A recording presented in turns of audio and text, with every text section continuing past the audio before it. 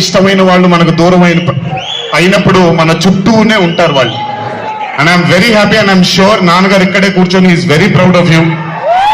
Congratulations for this amazing success. And ఇందాక DD DD DD అని ఎప్పుడైతే రెసనేట్ అవుతుందో ఇలాగే రేపు పొద్దున సంగీత్ సంగీత్ సంగీత్ అనేది కూడా రెసనేట్ అవ్వాలి అని ఆ దేవుణ్ణి మనసారా కోరుకుంటున్నాను. నాన్నగారు ఆనందపడుతున్నారు. Your brother is happy, your mother is happy, so am I happy. I wish you all the luck for many more films. Just మీరు ఇలాగే మీ దర్శకుడిని నమ్ముకుంటూ ముందుకు వెళ్ళిపోండి. All the best brother. Thank you so much.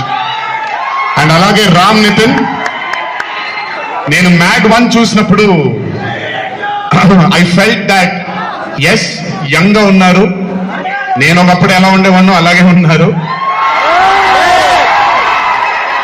Maybe కొంచెం ఎక్స్పోజర్తో camera ముందు నిలబడడం అంత అంత ఈజీ కాదండి, దోలు తీరిపోద్ది.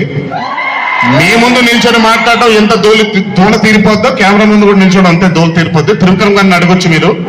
ప్రతిసారి షూటింగ్ వెళ్ళినప్పుడు నాకు షివరింగే వస్తుంది, అదంతా మీకు తెలియదు కానీ but today when I saw Mad 2 I think Ram Nitin has killed it.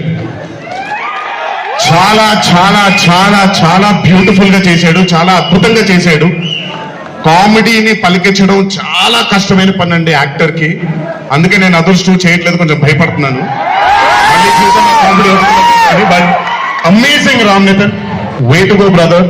చాలా లాంగ్ ఫ్యూచర్ ఉంది మీకు, కీప్ ఇట్ గోయింగ్.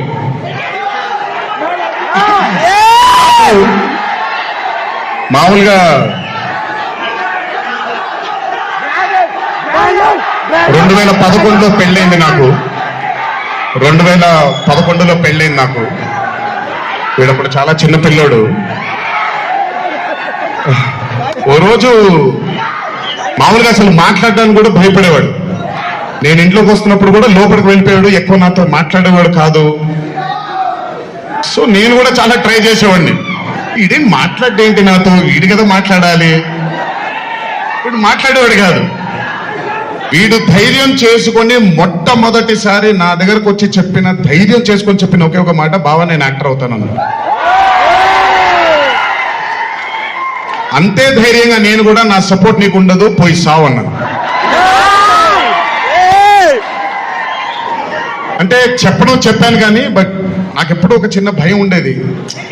యాక్టింగ్ అంటున్నాడు, సడన్ గా ఇంట్లో నుంచి ఒక 4-5 మధ్యలో ఉండే వ్యక్తి ఈరోజు అందరి ముందుకి ఎక్స్పోజ్ అవ్వబోతున్నాడు.